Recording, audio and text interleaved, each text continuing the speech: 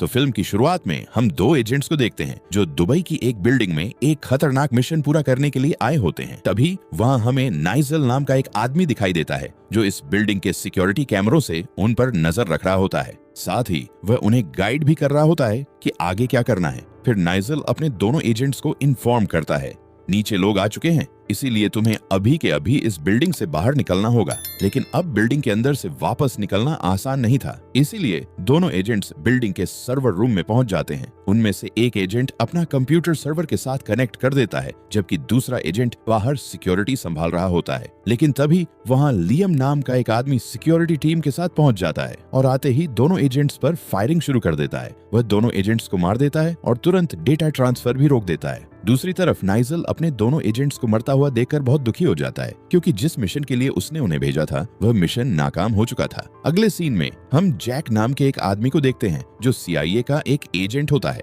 उसके पास CIA के deputy director James ग्रियर आते हैं। वह जैक को एक नया मिशन सौंपते हैं जिसके तहत उसे दुबई जाकर नाइजल नाम के उसी आदमी से एक पार्सल लेना होता है। इसके बाद जेम्स जैक की मुलाकात माइक नाम के एक एजेंट से करवाते हैं जो इस मिशन में उसकी मदद भी करेगा और हर वक्त उस पर नजर भी रखेगा। फिर जैक और माइक फ्लाइट पकड़कर दुबई पहुंच जाते हैं। वहां पहुंचने के बाद दोनों रात में एक पार्टी में जाते हैं जहां नाइजल भी मौजूद होता है। लेकिन नाइजल जैक को देखकर उस पर भरोसा नहीं करता, क्योंकि उसे लगा था कि उससे मिलने खुद जेम्स आने वाला होगा। तब जैक उससे कहता है, मुझे जेम्स ने ही भेजा है। यह सुनकर नाइजल उसे एक सीक्रेट पैकेज दे देता है। लेकिन ठीक उसी वक्त एक आदमी पीछे से आता है और चाकू से नाइजल का गला काटकर वहां से भाग जाता है। जैक उस आदमी का पीछा करने की बजाय नाइजल के पास ही रुक जाता है। तभी एक कोट पहनी हुई लड़की जैक को गन पॉइंट पर ले लेती है और जैक व माइक दोनों को अपने साथ चलने के लिए कहती है। मजबूर होकर दोनों उसके साथ चले जाते हैं। दूसरी तरफ जेम्स के पास लियम का फोन आता है।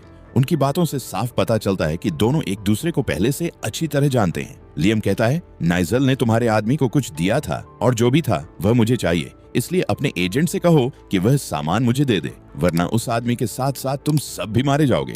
उधर जैक और माइक एक कमरे में बंद होते हैं। तभी वही औरत आइमा वहां आती है और जैक को अपने साथ बाहर ले जाती है। वह पूछती है, आखिर तुम नाइजल से मिलने क्यों आए थे? जैक जवाब देता है, मुझे CIA के डायरेक्टर जेम्स ने उसके पास भेजा था। इस पर आइमा कहती है, जेम्स ने तुम्हें वहां सामान लेने नहीं बल्कि उससे बात करने के लिए भेजा था। दरअसल वह तुम्हें आगे करके अपनी जान बचा रहा है। क्या जेम्स ने तुम्हें अफगानिस्तान वाले उस आदमी के बारे में बताया जिसे उसने मार डाला था? और क्या उसने तुम्हें स्टार लिंक प्रोग्राम के बारे में भी बताया? लेकिन जैक को इन सब के बारे में कुछ भी पता नहीं होता। तब आइमा कहती है, अगर तुम्हें दुबई पुलिस से बचना है तो तुम्हें मेरे साथ चलना होगा। दरअसल आइमा ऐसा इसलिए कह रही थी क्योंकि वह जैक के जरिए जेम्स तक पहुंचना चाहती थी। इसके बाद आइमा, जैक और माइक तीनों फ्लाइट से यूके पहुंच जाते हैं, जहां MI6 के हेड एंड्रयू उनका स्वागत करते हैं। फिर जैक की मुलाकात MI6 के हेडक्वार्टर में जेम्स से होती है।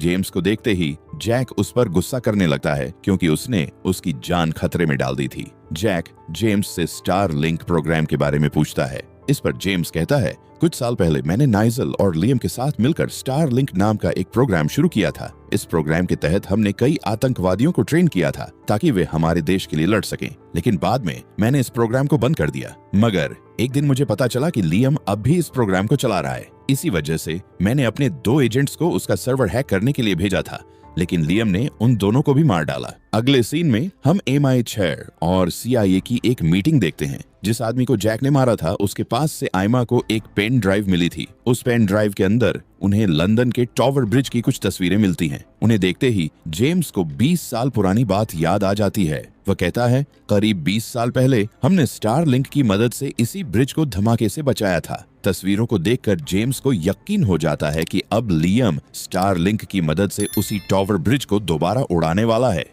तभी उसी पेन ड्राइव में एक आदमी की तस्वीर भी मिलती है जिसमें वह टॉवर ब्रिज के पास वाले ATM से पैसे निकाल रहा होता है। बस यहीं से उस आदमी को ढूंढना इन सब का अगला टारगेट बन जाता है।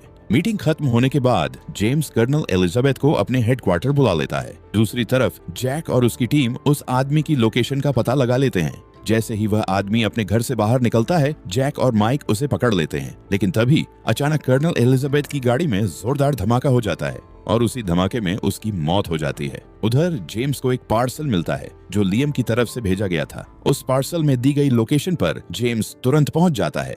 इस बार वह अपने साथ जैक, माइक और आयमा को भी ले जाता है, जो दूर से ही लियम पर नजर रख रहे होते हैं। लेकिन लियम को पहले से ही सब कुछ पता था। उसके स्नाइपर्स पहले ही जेम्स पर निशाना लगाए बैठे थे। फिर लियम जेम्स से वही चीज मांगता है जो नाइजल ने जैक को दी थी। तभी जैक आगे बढ़कर कहता है, जो चीज तुम्हें चाहिए वह मेरे पास है, लेकिन मैंने उसे दुबई में छिपा रखा है।